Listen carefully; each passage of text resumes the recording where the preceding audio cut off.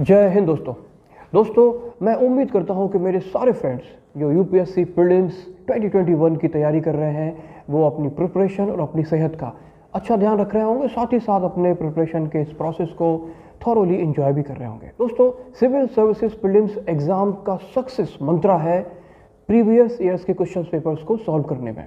आप जितना अच्छी तरीके से इन क्वेश्चन पेपर्स को सॉल्व करेंगे उतना ही आपको ज़्यादा फायदा होगा। लेकिन इन क्वेश्चन पेपर्स को सॉल्व करने का एक सही तरीका है, आप उसको फॉलो करें, तब आपको इस पूरे प्रोसेस का ज़्यादा डिविडेंड मिलेगा, ज़्यादा फायदा मिलेगा। पॉइंट नंबर 1, क्वेश्चन पेपर्स का जो टाइमिंग स्लॉट है वो वही होना चाहिए जो यूपीएससी प्रीलिम्स का एग्जाम का है, यानी कि एक क्वेश्चन पेपर फर्स्ट हाफ में 10 से 12, दूसरा क्वेश्चन पेपर सेकंड हाफ में 2 से 5। यही आपका टाइम शेड्यूल है। इसी टाइम शेड्यूल पे आप हर दिन या जब भी आप क्वेश्चन पेपर की प्रैक्टिस करते हैं इसी टाइम स्लॉट में करिए। दूसरा पॉइंट है कि जो स्केड्यूल टाइम है क्वेश्चन पेपर का, आप उसको एडहेयर करिए। आप घर में बैठिए, वही माहौल क्रिएट करिए, वही एम्बियंस क्रिएट करिए जो एग्जामिनेशन का होता है।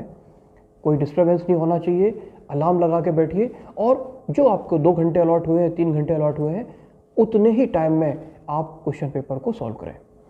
तीसरा पॉइंट, आप अपने क्वेश्चन पेपर को खुद से इवैल्यूएट करिए। और चौथा पॉइंट कि दोस्तों, इवैल्यूएशन का प्रोसेस बहुत इंपॉर्टेंट है।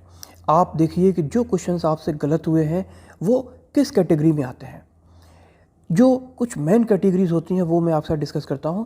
पहली कैटेगरी होती है अनफोर्स्ड एरर की, यानी ये वो कैटेगरी है जिसमें क्वेश्चन का आंसर आपको आता था लेकिन फिर भी आपने उसको गलत कर दिया। तो आपने क्वेश्चन पढ़ने के प्रोसेस में कोई गलती की, या आपने क्वेश्चन को ठीक से पढ़ के इंटरप्रेट नहीं किया, या सिर्फ और सिर्फ हड़बड़ी में आपने क्वेश्चन का आंसर गलत मार दिया।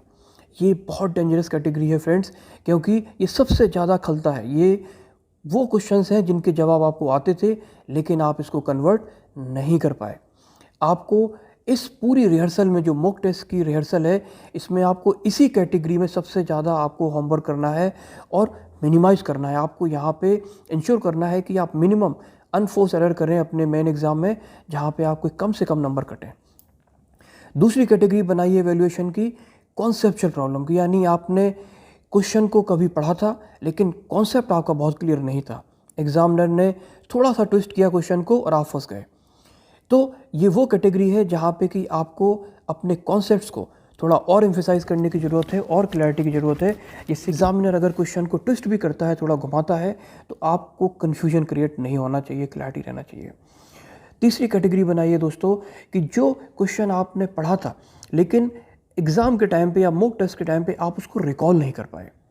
और ये प्रॉब्लम तब आती है जब आप क्वेश्चन को पढ़ते हैं किसी टाइम पे लेकिन टाइमली रिवीजन नहीं करते हैं, इसलिए वो आपकी मेमोरी में नहीं रहता है और आप टाइमली उसको रिकॉल नहीं कर पाते हैं। तो आप ये कुछ ब्रॉड कैटेगरीज बनाइए और देखिए कहाँ सबसे ज़्यादा आप अपने मार्क्स को गंवा रहे हैं।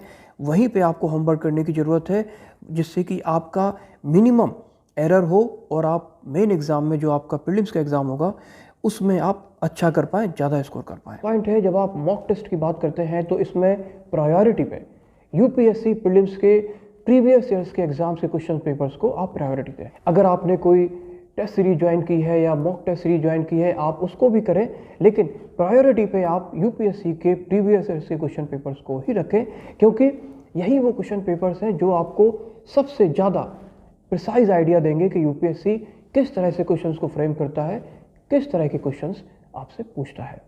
अगर आप इन क्वेश्चन पेपर्स को इस तरह सॉल्व करते हैं, जैसा मैंने बताया, तो आप एक बहुत अच्छे प्रिपरेशन के मोड में आ जाएंगे और ये आपके डी डे पे आपकी बहुत हेल्प करेगा।